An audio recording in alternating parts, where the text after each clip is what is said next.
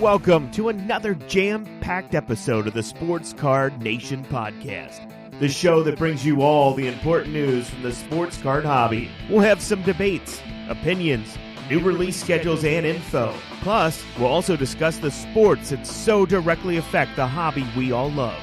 We'll mix in an occasional gambling tip or two, throw in some life stuff, and bring you great guest interviews from the hobby and sports dignitaries. And if you're good listeners, we may even give away a few things now and then. Now, here's the guy who wanted the cards and not the gum, John Newman. Welcome to episode 17. Glad you're back. Glad you're with us. Busy show as usual for us. We're going to have Andy Pratt from Sports Card Life on the show. Talk a little bit about what he's doing. He's north of the border. So we're gonna have a little hockey talk. I know we don't get to do that on the show that often, but we're going to do it today. NFL is hot and heavy with free agent signings left and right. Twitter's just going nuts, and it's hard to even keep track. So we'll talk about some of those bigger moves and how they impact the league for next year. And on the card side, everyone's given their take on redemption and kind of throwing the Panini Topps train under the bus for redemptions. And you know, I do see some points there. I'm going to give my 2 cents on this show. I'm going to call this show the redemption episode, and I'm going to weigh in on how I feel about it. And my take, without giving too much away, is going to be a little bit different than some of these others on these other shows and in social media about redemptions. And I'd be curious after you listen to it to see who maybe agrees with me and who wants to go to the mats with me. We love our listeners. We know without you, there's no us. We care about your feedback and opinions and invite you to reach out to us at any of our social media accounts. You can reach us on Instagram at Sports Card Nation Podcast. That's at Sports Card Nation Podcast. Or on Twitter at Sports Card Natty 1. That's Sports Card NATI 1. Or email us at sportscardnationpc@gmail.com. That's sportscardnationpc@gmail.com. We try not to ask for much, but if you are enjoying the show, we ask that you give us a shout out, tell your friends, spread the word, give us a follow on Instagram or Twitter, and we love positive reviews. So we'd appreciate if you took a minute and gave us a positive review on any platform you're listening to the show on. Thank you. All right, going to do something we don't always do on the show, and fortunately we don't have to do it all the time, but it's been a tragedy in the hobby. Brian Bice, one of our hobby family, unfortunately and tragically lost his 6-year-old daughter unexpectedly, and I'll tell you, as a dad, it's something you think about, and you know, obviously you hope something like that never happens. Unfortunately, the Bice family's dealing with something unimaginable. And you know, you can say what you will about this hobby. The one thing I love, and the one thing, you know, even with this podcast that I try to highlight, is the beautiful things in this hobby. And one of those beautiful things is the way we rally together. And when someone's down, we help them out. We aid them. And someone's down, okay? A family's grieving the loss of a daughter. And it's tough, but we can do something about it. There's shirts being sold with first names of various podcasters, myself included.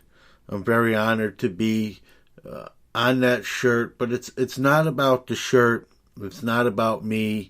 It's not about the other 8 names on the shirt. It's about what that shirt represents as a whole, which is this hobby coming together to aid a family. So those shirts are for sale I bought some. I'm going to buy some more. I'm probably going to give a few away on this very podcast itself.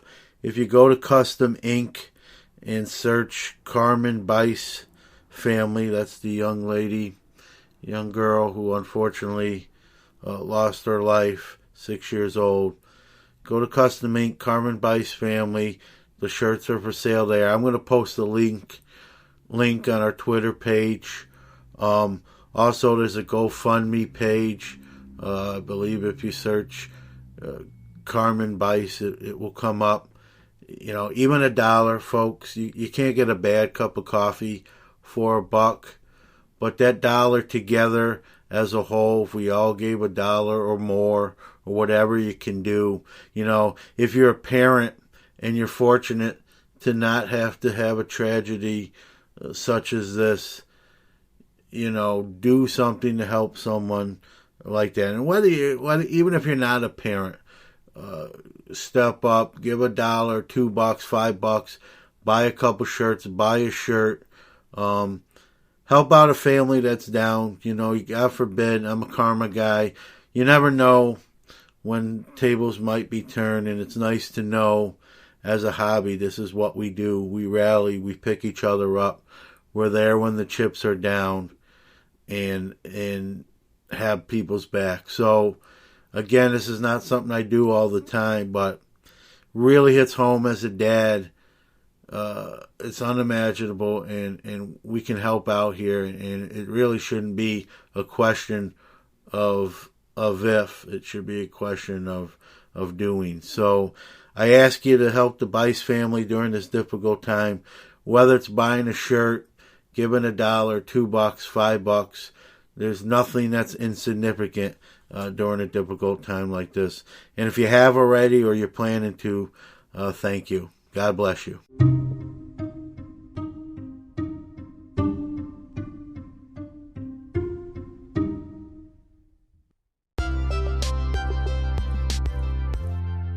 Brooklyn Breakers run their company with the fun of the hobby in mind.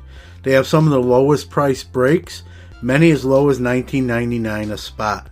Every spot is guaranteed an autograph card, so there's no way for you to get skunked. From mid-tier to high-end, Brooklyn Breakers have you covered. No one goes hitless ever. Check out their specials and offerings at brooklynbreakers.net or at Twitter at Brooklyn Breakers. That's at BKLYN Breakers, or on Facebook at Brooklyn Breakers. Brooklyn Breakers, where the hits just keep on coming.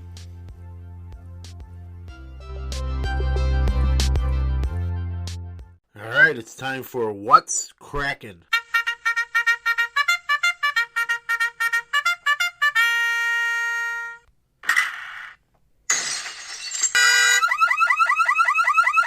All right, time for the release calendar for the hobby.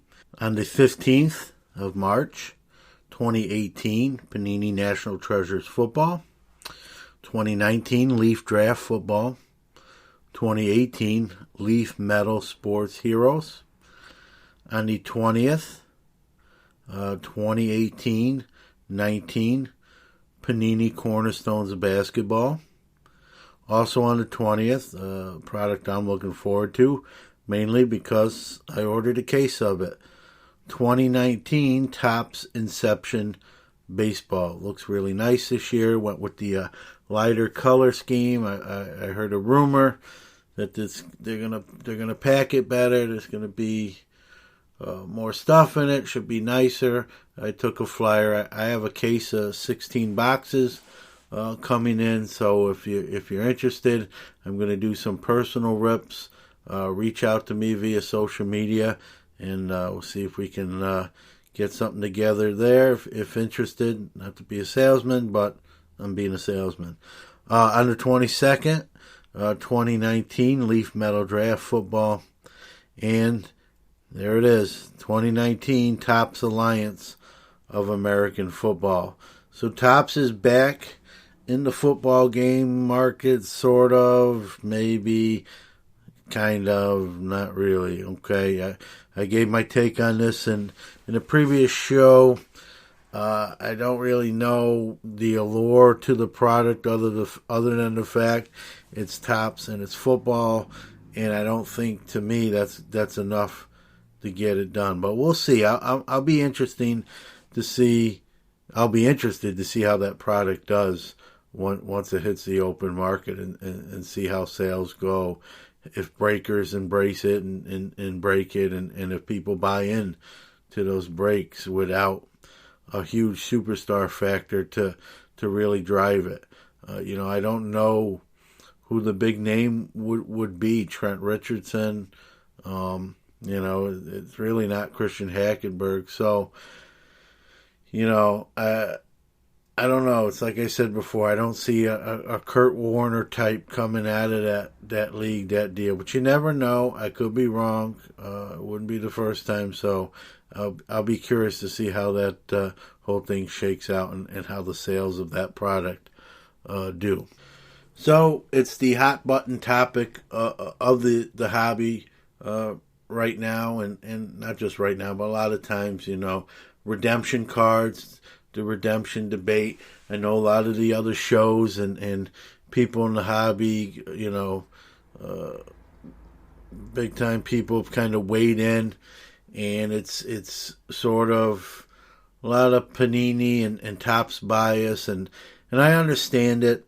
I'm going to come at a different angle. You may not agree with everything I'm about to say, but I really haven't given my take on redemptions and my thoughts on them. I know there's an ongoing lawsuit right now filed by a collector who's a lawyer against Panini, kind of labeled it a Ponzi scheme. And I get all the angst, guys and folks, about redemptions, and you wait a long time for some of them. In some cases, I've heard years. I don't know. I haven't had a ton of redemption. Probably I'm just in double digits with most of mine. I've never had hundreds of them like I hear some people do. I've never had to wait super long for any of them. The longest one is one that I still haven't got back. Full disclosure, it's from Panini. It's I don't even remember what product it's from, but it's I think it's in Illusions or Spectra. It's a Ty Law auto, and Ty Law is famous for not signing a lot, not being very prompt. So one of the reasons I haven't got it back, frankly, is, and like a lot of these redemptions, you got to remember, it's the players not sending them back. And so Ty Law is taking his time, probably signing the stickers or the cards or both, and other players the same thing. I agree, it's frustrating. To me, redemptions are a part of the industry. When I pull one, when I get one, I've bought them before too. I've went on eBay or purchased them from collectors directly at shows. I've bought redemption cards, and I kind of expect there's not going to be instant gratification there. You're going to have to wait 3, 4, 5, 6 months, maybe, sometimes even longer. And I kind of anticipate that. So maybe because I'm anticipating that, it doesn't bother me as much as maybe someone who expects it sooner. But I think you got to realize there's a lot of gears turning with these redemption cards. The companies mail out the stickers or the cards to be signed to these players. They're not home a lot. So, their availability is limited, and when they do have some free time, let's be real, do they want to sit down and sign 1,000 stickers, 1,000 cards? It's not really, yes, they're paid to do it, through licenses and whatnot, but it's not something they probably enjoy, so they're not right on it, getting it done like as collectors we would like them to. So I'm laid back with redemption. I don't get all up in arms. Sure, I would want it yesterday if I could have my redemption back, but I kind of go in knowing that it's probably going to be a while before I get it back, And one thing in this hobby, I think you got to be patient, Let's be real. Even when you send cards in to be grading, regardless of what grading company, out of the big 2 or 3, it seems like there's even delays on that end. Stuff's not, turnaround times are not done on times. They're late coming back. I think this industry's just boomed so much, and there's so much going on to hit these timelines and deadlines. It's asking a lot from these companies. So maybe I'm giving Panini or Topps here kind of a pass more than you would. But I guess I just expect some of these occurrences to occur, and I'm a little bit more accepting of it. I've heard the words Ponzi scheme be tossed around when it comes to Panini and redemptions. I think that's a little bit out there. I think it is what it is. When you buy I heard someone say, well, when you buy a box and it says, you're getting 2 hits or 3 hits in the box, and, one's a redemption and you may not get it for 8, 9 over a year. I think that's the chance you kind of take, that one of the hits might be a redemption. When you pull that redemption of whatever it is, you have some options as a collector, as a dealer even. Do you keep it and redeem it and maybe sit on your hands and wait for that thing to come back who knows when? Or do you sell it? Do you kind of say, you know what, I'm gonna not even submit the redemption or the code online. I'm just going to put this on eBay. I'm going to throw it in my showcase at a show and move it that way and put the onus on someone else to wait. I think you have some choices. What I like, so I'm going to take a little bit of the blame off the shoulders of Panini, Topps, and companies that use redemptions. The one thing I do think they need to improve upon with the redemption process is the process itself. I think they should be more accessible, where if someone after 4 to 5 months is tired of waiting for that redemption, there should be some options available to that collector or person who owns that redemption, whether it be a substitute, another card, or even maybe a monetary payment. Like, hey, you can just take a $30 payment or a $30 credit instead of waiting for the card. I think there should be options where if they did not really want to wait no more, that something that they can be satisfied with, and that sort of thing. I've heard that Panini hasn't answered inquiries and have kind of blown people off to where the card is or timetable for them. That I can't defend, folks. I mean, customer service is a lost art. So if they're providing bad customer service, I won't defend that. And we gotta compartmentalize this stuff. Customer service, bad customer service, and waiting a while for redemption are kind of two separate issues. If I've been waiting for this Thai law probably now 5-6 months myself.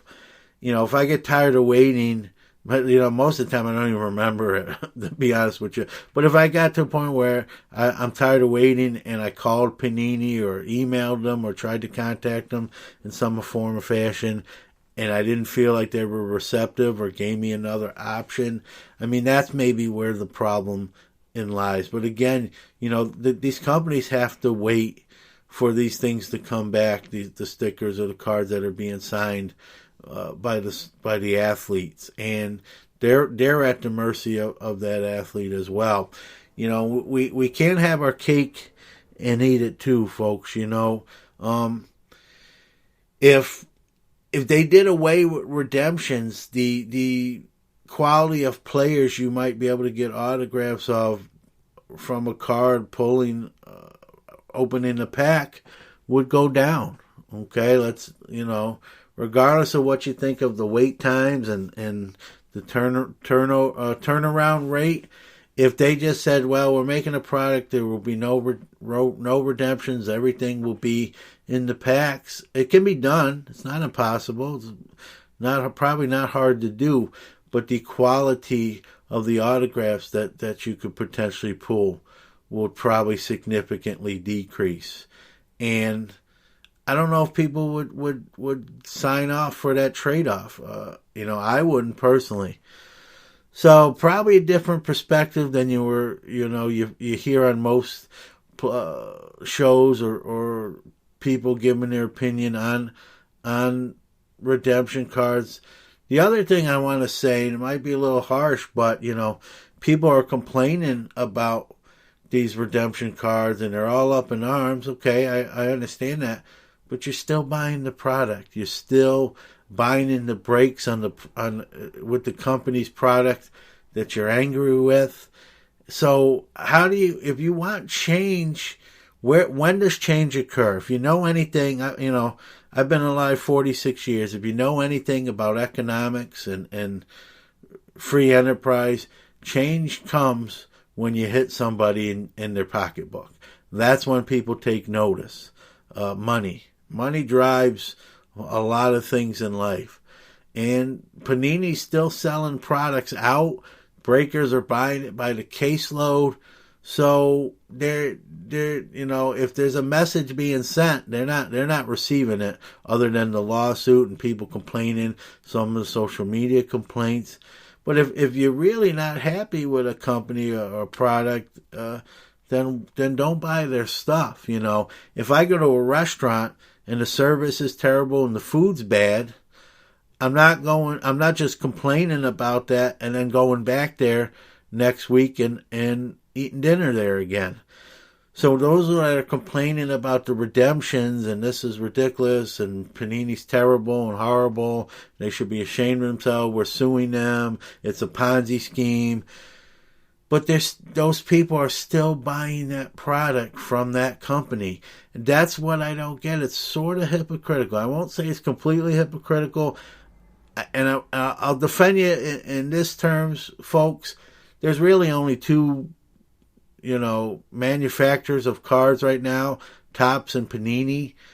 Topps only really makes what they're licensed to make, which is baseball.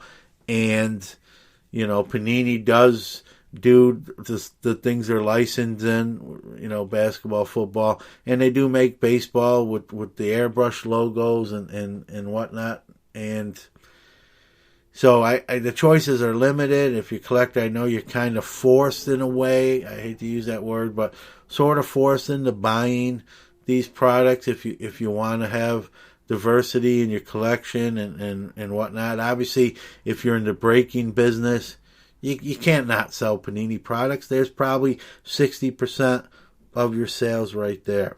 So your hands are kind of tied. But, it's hard to scream from the rooftop, Panini, you're terrible, Topps, you're terrible, give me my redemption, send me my cards, it's a Ponzi scheme, it's ridiculous, and then go right back there and hand over your money and buy into a product. It doesn't make sense to me. Maybe that's why I don't complain too much and I take that side of the coin, is because I know I'm going to do business with these companies still. Do I like it? Like I said, I love for my redemption to be mailed on a Monday and I have it in less than 2 weeks. But I don't think that's realistic. Now, as far as for these long wait times, we're years. I agree, that's a long time. I think the customers need to maybe track that a little bit better, reach out to those individuals that have redemptions out that long and offer them something for their troubles, a substitute, and be proactive. Not wait till necessarily the person complains to them, hey, it's been 8 months, I haven't got this, can I get something else? I like to see them be more proactive and say, hey, we know you've been waiting for this card 8 months, we can offer you this. And I'm not even opposed, they probably never do it, but even a cash offer, hey, we don't look like we're getting these cards anytime soon from the athlete, so we don't know how long the wait still might be. If you want, we can give you $50 cash, we'll mail you a check, or we can give you $80 credit to be spent on our product. Something like that, a little more proactive, just letting the collector know, hey, we didn't forget about you. And that sort of thing. But I think to completely throw a company under the bus when they're sort of at the mercy of the athlete to get those things back to them. It's a difficult, it's a kind of a catch-22. So I'm going to side, believe it or not, a little bit on the card company side. I think collectors have some points with how customer service end is. And again, you got to separate customer service and the redemption itself. I think they're two different things. Sometimes we lump them together. I don't think you can in this case. But there's my 2 cents. There's my take. I know that it's really the opposite of what many feel and believe. I understand that. So if you want to reach out to me via any of our social medias and debate me and tell me where I'm wrong and how I'm wrong, that's what it's all about. Just having our own opinions and bringing different perspectives to the table. There's mine.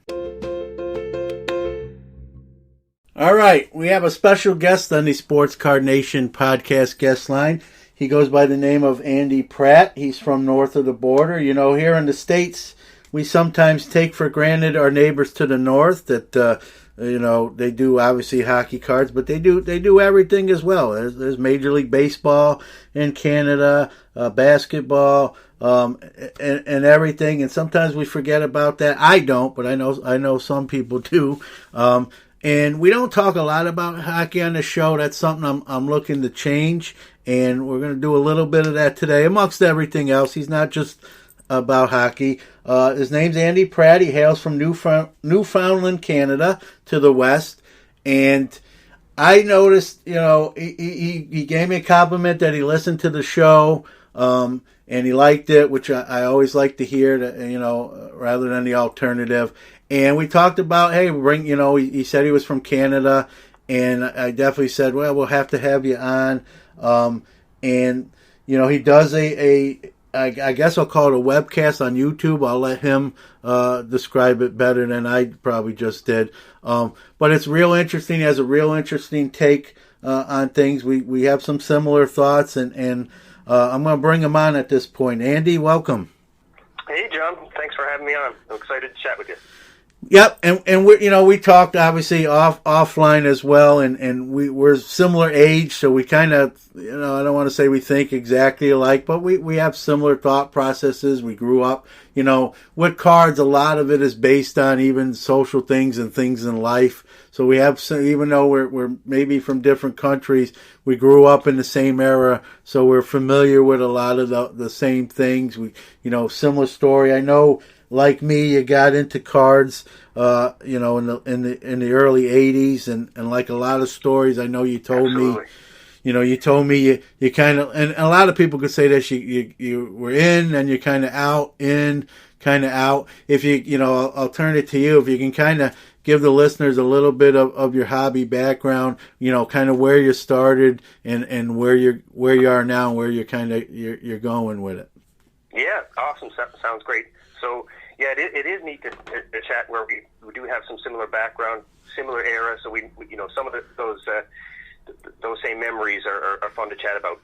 So my dad is a big collector. He's still a big hobby guy. Lots of cards, but also comic stamps. Basically, it's his retirement gig. He sells on eBay and just loves it. So he was a collector long before me, and probably was a big influence getting me into it in the early 80s. The first cards that I remember collecting were probably the 1982 hockey.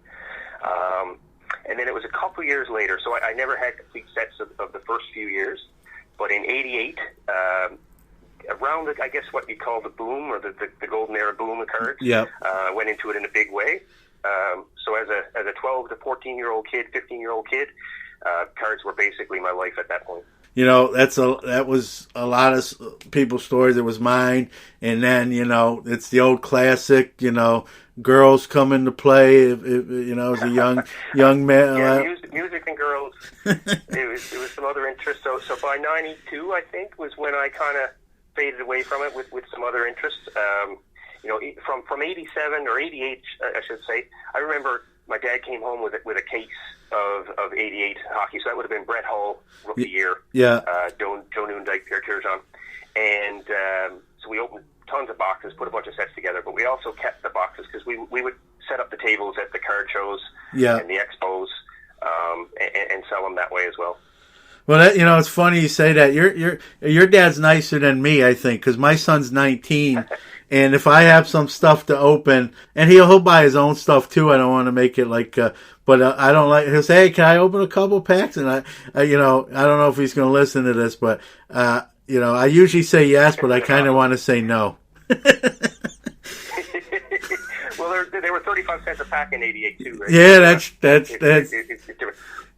Yeah, big but difference now. I remember, so like at the weekly show, I would probably, maybe anywhere from $150 to $250, but I would then put, 2/3 of that back into cards. Yeah. So, wheeling dealing as a kid and having fun with it, and so we both collected. So he stayed collecting, not in a huge way after I kind of drifted off from it. It was probably 2006 then I got back into it for a year or so. Always loved sports memorabilia. I'm a hockey fan, but I'm a sports fan. I love boxing, MMA. Yeah. Follow baseball, football, that stuff a little bit. That's what I enjoy about your podcast too, because it kind of brings me up to speed on the other sports that I don't know a whole lot about.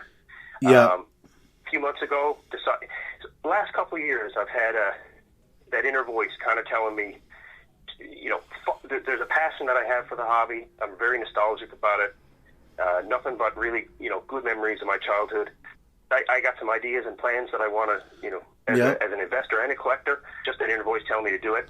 Your podcast was definitely one of the motivators as well. I remember I'm not sure if it was I guess it was your first episode where you mentioned that you had been thinking about it for a while as well. Yeah. And a couple of people told you should definitely go for it, and you just went for it. And I had a lot of respect for that, and it definitely inspired me to kind of get going with my channel too. Well, Andy, I appreciate that. And it's like I said to you, talking to you before we went on, is whatever you do, whether it's a podcast or a real job or anything, if you can inspire even one person to do something that maybe they're on the fence about, that's a positive.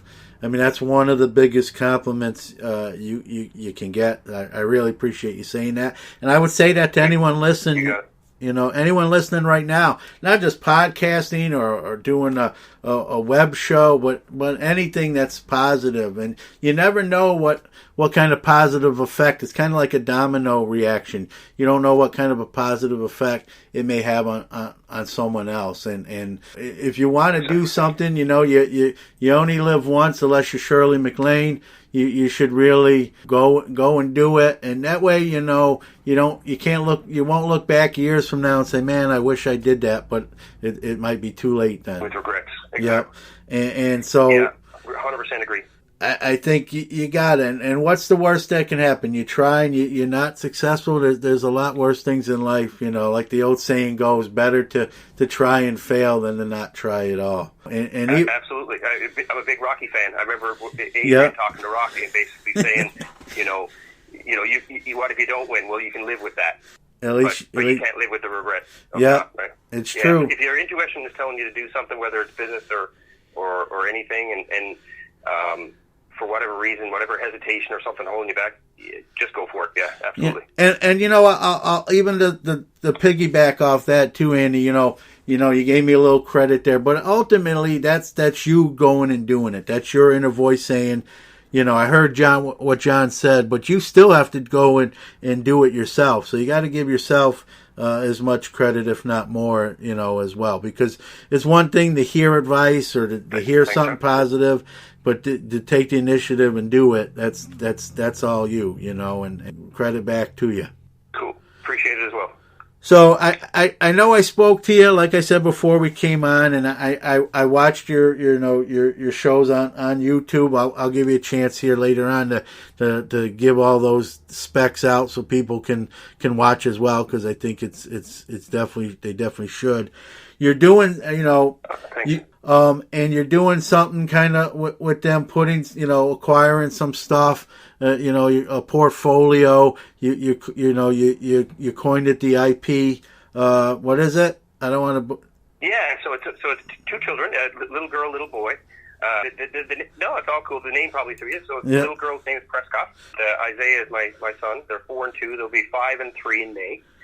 So, yeah, to tie into what I'm doing there. So over the years, most of them back in the early days, I've had some, the Gretzky rookies. There was a Mays rookie. I had a couple other cool ones. And when I got back into 06, I had, a couple Crosby, SB Authentic rookies, and some other nice ones then as well. But I've sold them at different times, make a little money on them. It's good. I enjoy it while I have the card, but I've never had a problem with selling it, especially for a little profit. That's cool. I love the collecting aspect, but the investing is neat too. Yep. However, what I'm going to do with this, it will be a little bit different in that way. I want to keep it for them and hand it down to them. So I'm going to call it a virtual vault, so to speak. So during my journey now, as I get back into collecting investing, not every card that I have will go into what I call the IP vault. But when there's a blue chip card that I think is going to hold its value or increase or just fun for me, I'm going to put it aside into that IP vault. And the only way that they can move around is if I were to sell them or trade them to acquire another card or memorabilia piece. Well, I think that's neat. It's kind of fun. We talked about, then you can kind of grade yourself as far as, I made a good call there, and I'd like a do-over there, and that sort of thing. And, I think with that too, Andy, if you have more hits than misses, then you're successful at it. And it's fun. And regardless of what happens, it's the whole process. You enjoy that as well. And then even when your son and daughter get older, maybe, they'll obviously get more involved. My son is 19. He helped me out. I do some shows. He always helps me out. I was going to tell you, they're 2 and 4. Don't blink, and then the next thing you know, they're in high school and college, and it's crazy, The fastest 4 years of my life so far. For sure. It's funny you said that, because when my wife was pregnant with my son, I have just my one son, he's 19, named Jordan, and when my dad was pregnant, when my wife was pregnant, my dad said, we knew we were having a boy, we kind of knew ahead of time, and my dad said, wait, John, wait till Jordan's born, your son. Time's going to fly. And I kind of chuckled and laughed at him and said, that's just a saying on a wood plaque you hang on the wall, And he said, oh, you'll see. Right. And here we are 19 years later, and I hate to admit it, but he was dead on right.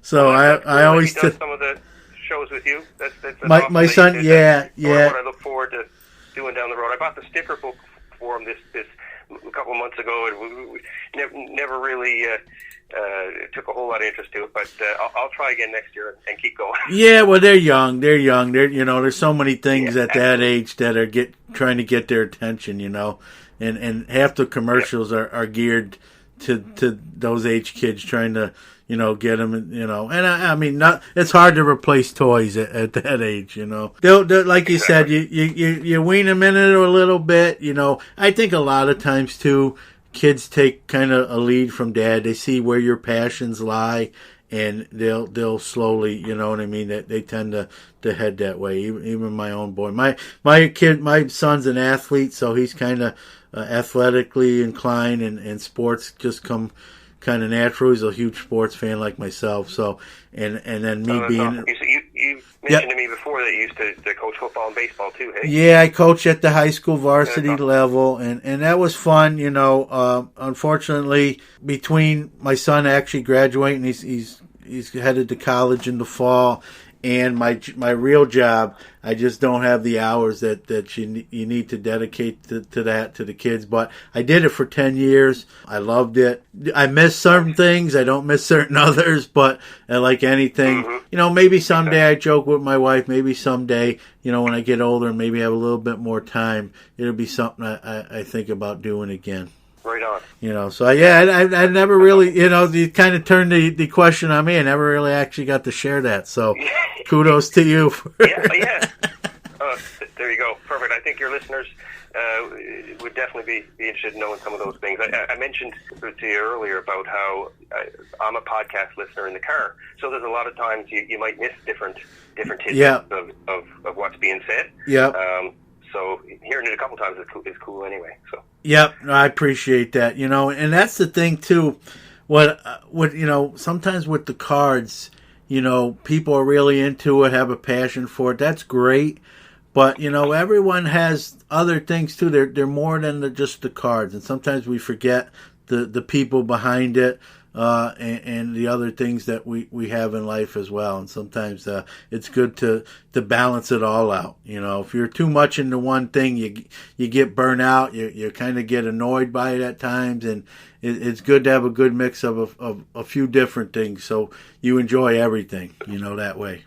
Well, that's pretty much where this intuition has been telling me to get back into the hobby, because I do have such a passion for it and such fond memories and nostalgia about it all, that it was just something like an itch, like I had to do it.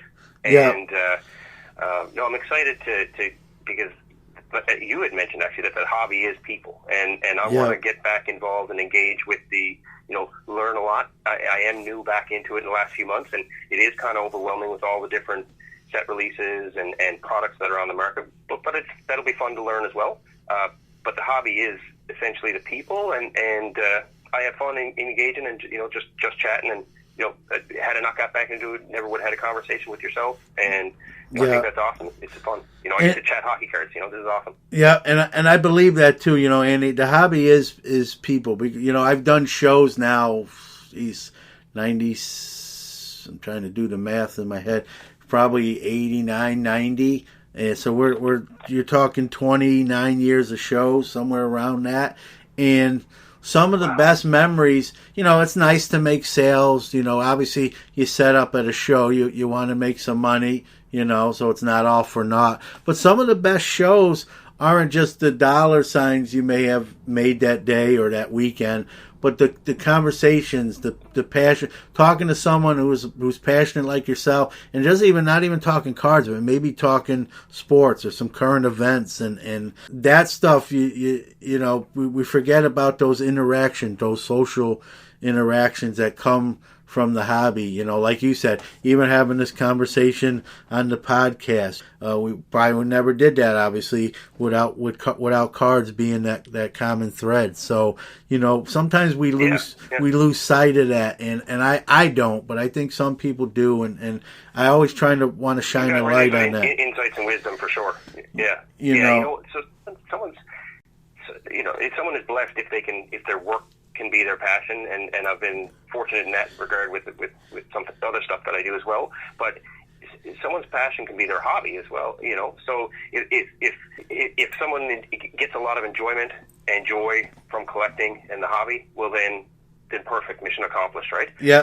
I kind of tie that in, and it's sort of the blend of investing in it as well and getting enjoyment from that, but genuinely just enjoying the collecting regardless. Yeah. And that's what it's about. You have to enjoy. I mean, if you're not enjoying cards, you really got to take a step back and really look at what you're doing and why you're not. Maybe, if you want to stay involved, maybe, take a fresh approach or a different approach and whatnot. Because if you're not, really anything, what do you got to look at what you're doing and why and try to, fix it if you can. Absolutely. So I'm going to give you here the last word, like I usually do with all my guests. First off, thanks for coming on. Thanks for spending some time with us. I'm going to have you on again to get perspective from you there and keep tabs on that IP portfolio as well. See how it's doing. Yeah. But if you want to share something that. Yep. Go ahead. Yeah. Sorry. No, you go ahead, John. When you mentioned the IP collection, it's basically one of the, I guess the sub ideas of the channel is going to be updating on how that portfolio grows and what I'm putting into that. So kind of got some ideas for that. And no, I appreciate it very much. I got love chatting the hobby, love chatting hockey, and even the new releases. Some of the stuff coming out, like SPX just came out a couple days ago. Yeah. A couple of the big big current rookies. Pedersen is the big one, but also the young guy on Montreal. They got the Upper Deck Black doesn't have its own unique release this year, so I think there's some of those included in the SPX packs as well. And then going back and talking stories of cards past. One thing I'll share if I have a moment. Yes. Because I like to talk the cards in regards to hockey. So I mentioned some of the blue chip stuff. Yeah. Some of the newer stuff. Someone can turn it around in short term, and I think they can make some profit on that. But it's so hard. It's hard to know. It's more volatile, and a lot of the prices on the current stuff is absolutely built up on the hype. Yeah. So just one of my thoughts, and it's hit or miss. I could be wrong, but I think there's an undervalued play with some of the Ovechkin stuff. His young guns, and it's already started to climb a little bit in the last couple months. But if you go back to some, say, December, January completed listings, you could probably pick up an Ovechkin 9.5 or PSA 10. PSA 10 a little more, but the Beckett 9.5s, but the Gem Mint cards in that 400 to 550 range. Yeah, he's having a great season. He's a goal scorer machine. So here's my thoughts on it: are that he's going to make a run. I'm a huge Gretzky fan. Yeah, I don't think he's going to get to 894 and I don't have it in front of me. So I think that's the number, but it's the high 800s. But I absolutely think he's got a better than not chance of passing, moving into second place and passing Howe at 802. He'll be at, if he has another decent year next year, he'll already be cracking 700. And then at 35 next year, if he only puts up 25 a year and can hang in there for 3-4 years, that'll get him past. Now, to do another 200 goals, and there is that natural decline. Yeah, maybe he keeps himself in great shape. He's a machine. I was going to say there, but I don't think he needs to pass Gretzky. Yeah, I think if he passes Howe, and there's also an anchor. There's also, and you look at cards like a couple years ago, and you follow the trends when the Gretzky, the PSA 10 sold for the almost $500,000. Yeah. Then the PSA 9s, which not that long ago, 4 or 5 years ago, were in that $5,000 range, jumped up to about $30,000 because they have to follow suit. Yeah. So because of the Crosby being released in the same year, as an anchor, it's going to put it in perspective. And if he passes Howe, that's a more modern era card that I think has the chance to appreciate in value. And I'm not a hockey guy per se, Andy, but just I'm a hockey fan. I'm a Ranger fan. You can laugh now if you like, but I know hockey. I know Ovechkin. He's a Hall of Famer, superstar. I think a lot too with him is not winning that cup for those years, and he was kind of overshadowed by Crosby, and then even probably a little bit with a counterpart from his own country with Malkin, with him winning all the cups as well.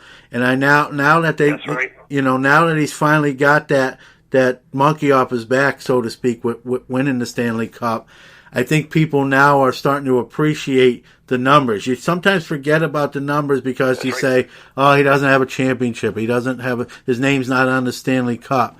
And now that barrier is broken, those same people have to say, "Well, look at these numbers. He's on pace to do this," like you just pointed out. Exactly. And Gretzky, when it's all said and done, and they look back and compare, and there's no doubt about Crosby, even though maybe not quite as strong. I mean, they got some recent cups, and he's a superstar, best player in the game for a lot of years.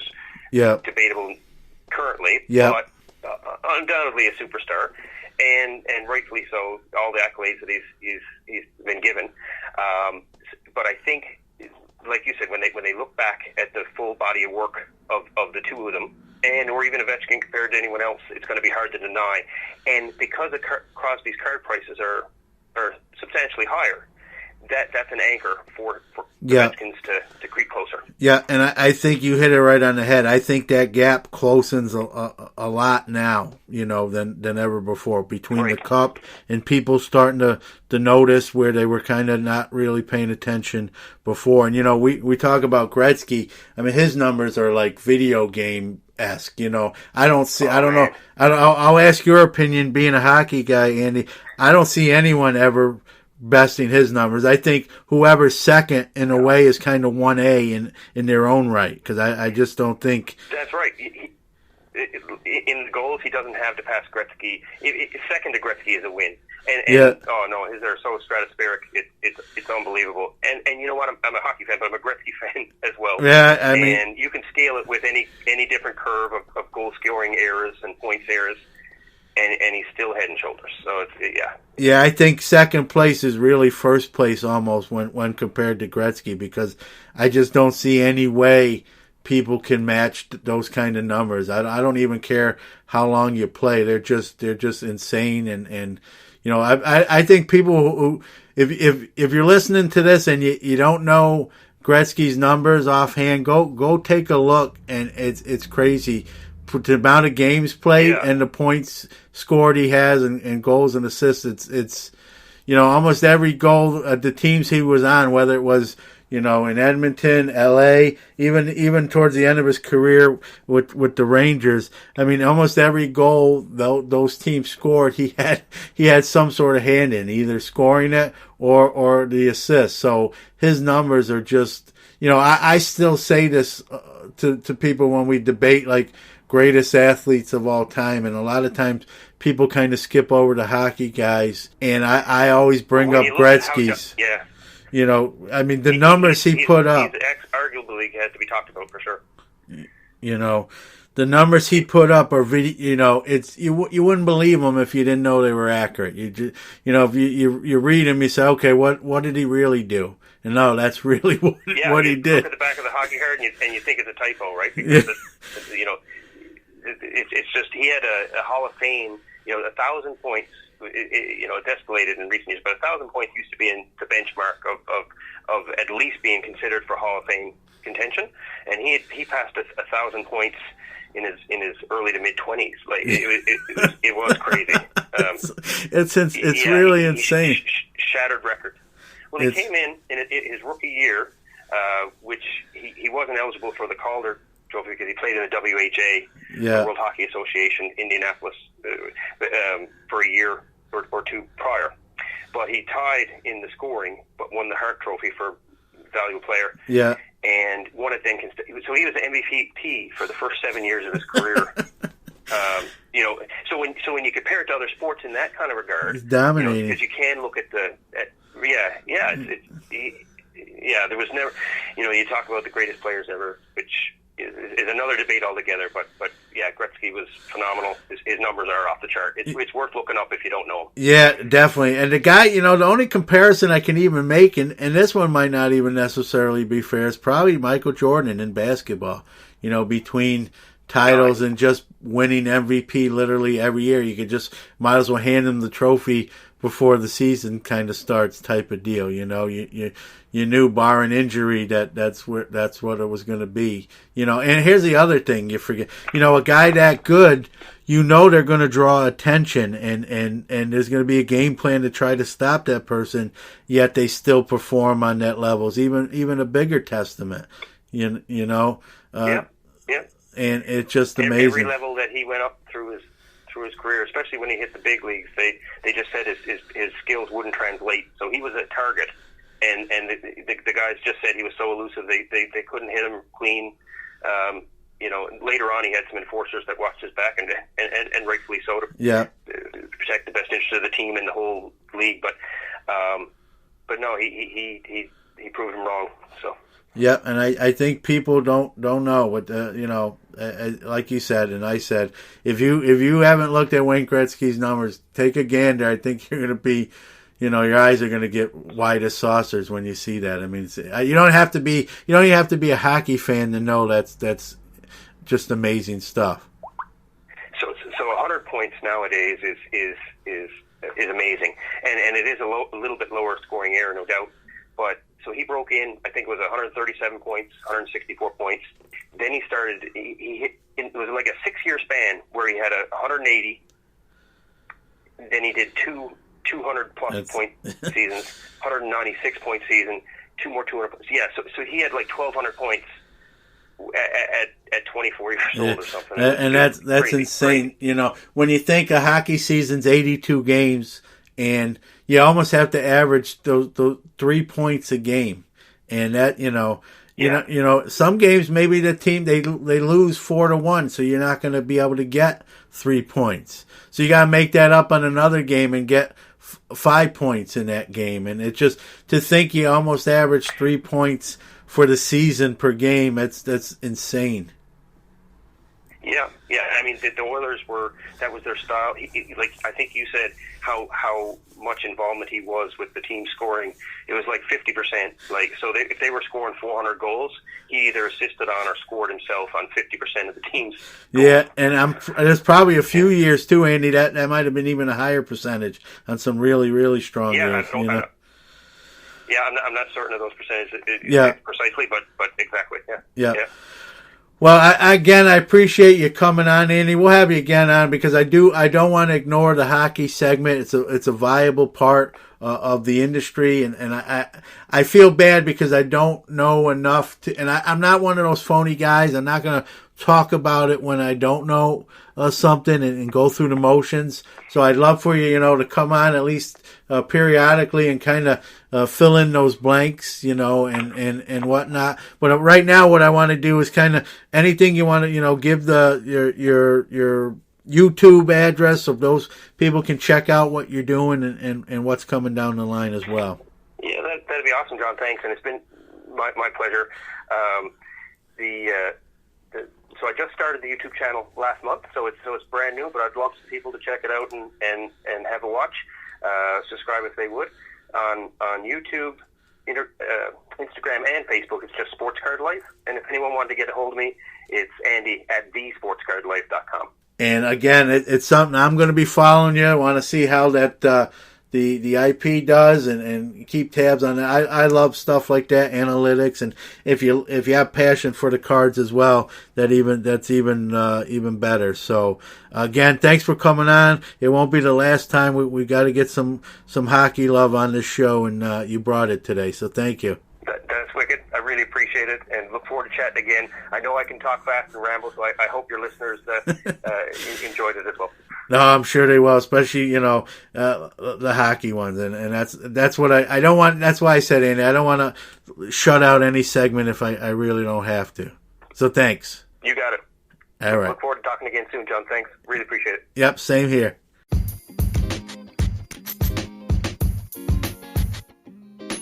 For over 25 years, Newman Sports Cards has set the standard in customer service in the sports card industry, including same-day shipping. They've added supplies and some wax products to their already great arsenal of rookie cards, game-used cards, autos, and graded cards. Check their fully searchable website out by Googling Newman Sports Cards. It's the first thing that comes up. Click on that link. Or follow them on the social medias at Newman_sportscards at Instagram or at Twitter at Nooms Sports Cards. Or give them a call or text at 315-491-0239.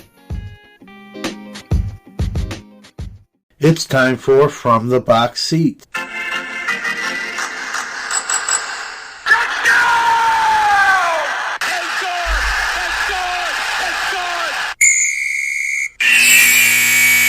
All right, time for the sports side of things.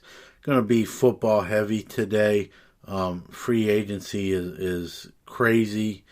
Probably the busiest free agent off season I've seen in the NFL in I don't know how long. The signings are fast and furious.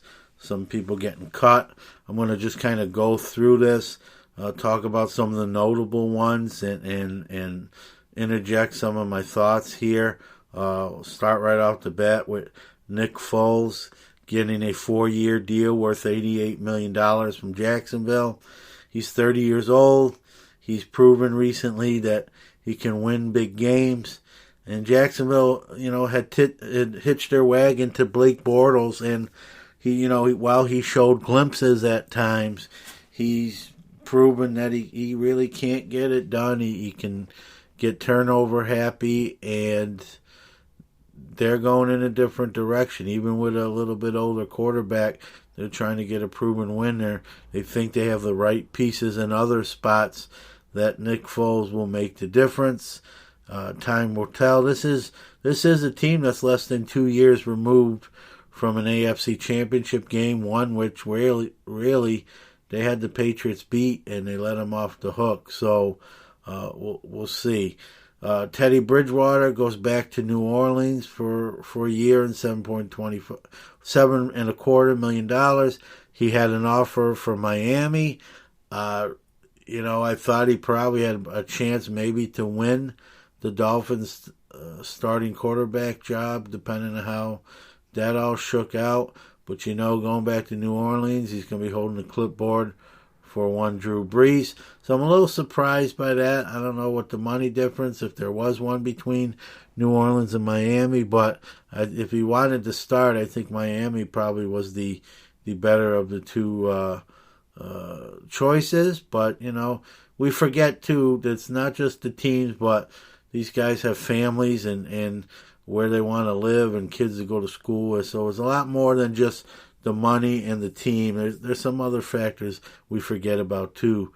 Tyrod Taylor, a guy I really don't think is a great quarterback, signed a 2-year, $11 million deal with the LA Chargers to back up Phillip Rivers. I better hope Phillip Rivers don't get hurt, or they're going to be in a world of trouble. Tyrod Taylor is not a good NFL quarterback. Sorry to all Tyrod Taylor fans out there. Okay, going down the line, that's the big quarterback news and signings. Obviously, with Foles in the fold, if you will, in Jacksonville, Blake Bortles has been released. So Blake Bortles is now a free agent. Le'Veon Bell took a pay cut. Yep, you heard that right. I'm happy to say, being a Steeler fan, Le'Veon Bell got less than what the Steelers offered him, and he got a front-loaded contract with the Jets. So while he may publicly put on a good front, I wonder internally if he is saying to himself that he made a mistake. Tevin Coleman goes to San Francisco for a 2-year deal. Probably trying to compete and win a starting job there. Mark Ingram leaving New Orleans to go to Baltimore. Looks like he may be in the running for a starting gig there. He gets $15 million over 3 years from the Ravens. Adrian Peterson's going to remain in Washington on a 2-year deal. And replacing Ingram in New Orleans is Latavius Murray. Carlos Hyde signs a 1-year deal with Kansas City. He's got a good chance to start there. Frank Gore, the ageless wonder and future Hall of Famer, signed a 1-year, $2 million cheap deal with Buffalo. Probably got to start thinking might be his last year. Not a bad pickup for Buffalo. You get him cheap, still fairly productive, did fairly well in Miami, and you can kind of use that two-headed system between him and LaShawn McCoy. Who else we got? That's really the big ones for running backs. Wide receivers, very busy on that market. Golden Tate replacing OBJ in New York Giants. And as you know, probably, unless you live under a rock, OBJ headed to Cleveland via trade. Tyrell Williams signs a 4-year, $44 million deal with the Oakland Raiders to be the number 2 right behind Antonio Brown. And if you listen to the show enough, you know I'm a Steeler fan, and I've got no use for Mr. Brown anymore. Very phony individual. He blew up that locker room. He blew up Pittsburgh on the way out. He acted like a buffoon to get what he wanted, and when he got what he wanted, he cleaned up his act. It's amazing that yellow mustache came off. He had a suit, looked very respectful at his press conference, even though he showed up late. And just Antonio Brown's proven to be a very phony person. Maybe that's the disgruntled Steeler fan in me, but I really do feel that way. John Brown leaving Baltimore to go to Buffalo, $9 million a year for 3 years. Devin Funchess leaving Cam Newton and joining Andrew Luck in Indy on a 1-year, $10 million show me deal. Jamison Crowder headed to the Jets from Washington. Dante Moncrief going to my Steelers. I think that might be kind of a quiet, nice pickup. Cole Beasley, the white chocolate I call him, is going to Buffalo on a 4-year, $29 million deal. And how about this guy? From virtual unknown to a 4-year, $29 million deal, and made some out of himself. So congrats to Cole Beasley. He's going to the cold weather Buffalo to get it done. Cordarrelle Patterson is leaving Foxborough and headed to the Bears. And Danny Amendola is joining one of his coaches from the Patriots and Matt Patricia and going to Detroit. Tavon Austin staying in Dallas. Jordan Matthews is now a 49er. And there are some guys still out there. Kevin White, who's been a bust so far in his NFL career, still 26 years though. He's going to try a change of scenery in Arizona. Who else we got? That's for the moment, that's it. But there are some guys still out there. On the tight end front, nothing too crazy. Our guy, Jesse James, going to Motown in Detroit, 4 years, $28.5 million. That's a lot of money for him. There's no way the Steelers would have even came close to that. So good luck to Jesse James. Some older guys signed, no one of super significance, so I won't spend any time. Dwayne Allen went to the Miami Dolphins, 2 years, $6.5. And I'm not going to bore you with some offensive tackle movement, okay? But we will talk some defense, okay? Jadeveon Clowney, franchise tag. D Ford, 5 years, $87.5 million with the San Fran 49ers. Trey Flowers, headed to a former coach of his, leaving the Patriots and going to the Detroit Lions for a 5-year, $90 million. Dante Fowler staying with the Rams. Terrell Suggs, the lifetime Baltimore Raven, 36 years old. I thought he might kind of hang it up. He's not done yet, but what he is done with is with the Ravens. And he's leaving the Ravens in a surprise move and going to Arizona 1 year for $7 million. Julius Pepper retired. Alex Okafor will be replacing Justin Houston in Kansas City on a 3-year, $18 million deal. There's some other guys still out there. Clay Matthews yet to sign. Justin Houston rumored, I'm crossing my fingers here, to be a Steeler here in the next day. I'm hoping reports are right, but you never know with these things. There's a lot of fake news out of there with signings and whatnot. Let's see, who else we got? For the sake of time, I'm trying to keep it compact. A guy I would have loved to see in Pittsburgh, but we couldn't swing this kind of money with this kind of contract. But C.J. Mosley, 5 years, $85 million for the New York Jets. Quan Alexander leaving Tampa Bay to head to San Francisco, 4 years, $54 million. And the 49ers are rebuilding their defense and not a bad start there. If Garoppolo comes back healthy, they can make a run for that division in the playoffs. Deion Buchanan goes to Tampa Bay. And who else we got of significance here? Let's go to Anthony Barr. Told the Jets he was coming and then said psych. Not real classy, but, such is life. He's going back to Minnesota and re-signing after verbally telling the Jets he would sign. Let's see who else we got on the cornerback front. Pierre Desir re-signed with Indianapolis. Had a great year last year. Bradley Roby spurned the Steelers' 3-year offer and signed a 1-year show me $10 million deal and goes to Houston. Steven Nelson does take the 3-year $25 million deal to come to Pittsburgh, play on the opposite of Joe Hayden. So Pittsburgh's trying to clean up a major deficiency with their corner play. Hopefully he's the answer to that equation. I'm holding hope out, crossing my fingers there.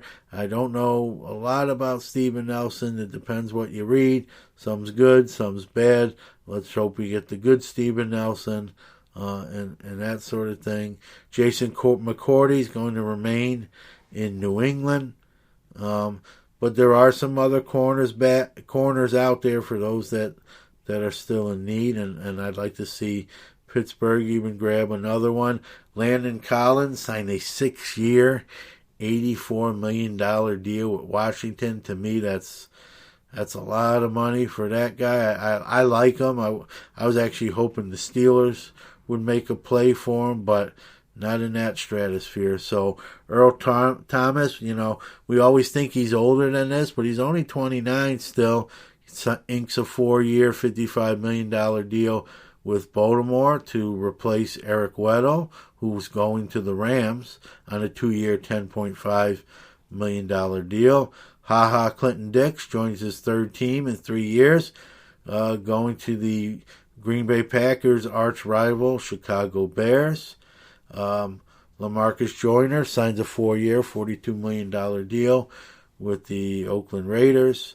Tyrann Mathieu, another guy I was hoping the Steelers would kick the tires on, but he just brought way too much money, although I do like him. He signed a 3-year, $42 million deal with the Chiefs, and he will be manning Eric Berry's old spot as Eric Berry was released. He's at the time of this broadcast, he's unsigned, but probably won't be for long. The rumor is Dallas there. And so that's really the rundown on the football free agency. This thing's going to go right up through draft day for the most part. So, I always say, there is no off season when it comes to sports anymore. You got game season and then you have non-game season, but still a lot of activity yet to come. Just want to close on one Major League Baseball note. I know we took a lot of time up with all the NFL free agency stuff. Joe Adell, injured, I believe, an ankle. He's going to be sidelined 8 to 12 weeks. But the one bright spot is he was hitting, I believe, .391 in spring training before the injury, looking the part. He's one of those guys I've pegged as one of the next superstars in Major League Baseball, and his spring training performance pre-injury didn't do anything to hurt that case. So good things from Joe Adell. He'll be sidelined a little bit. He'll head back. Once he rehabs from the injury, he'll probably be assigned to Double-A, and it'll be interesting to see how fast he gets to the big leagues. A lot of those prospects, Eloy Jimenez was reassigned to the minors. A lot of those prospects are going to be sent down in the early going so that the teams can get an extra year of control out of them. So that's normal, but a lot of these guys you're probably still going to see pretty early called up into the regular season to show what they got.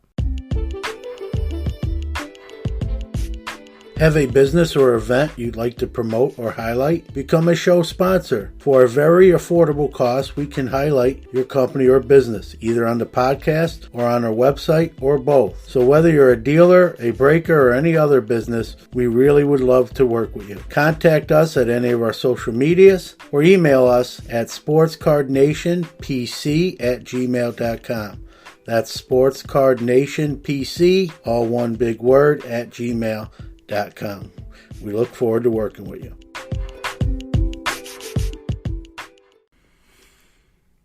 All right, wanted to close the show, kind of wrap it all up in a bow.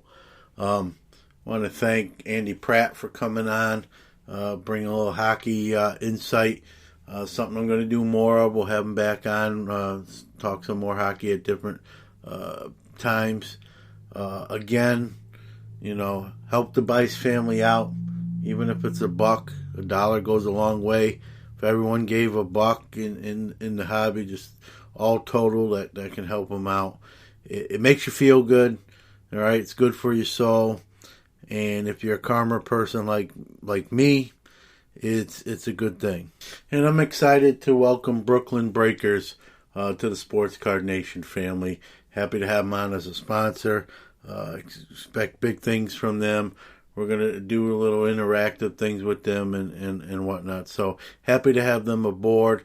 I want to thank all of you out there for listening. I'll say it as I always do. Without you, there's no us. So thank you.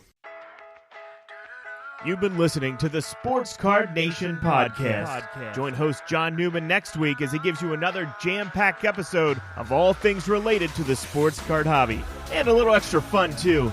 Don't forget to check out the show on Instagram at Sports Card Nation Podcast.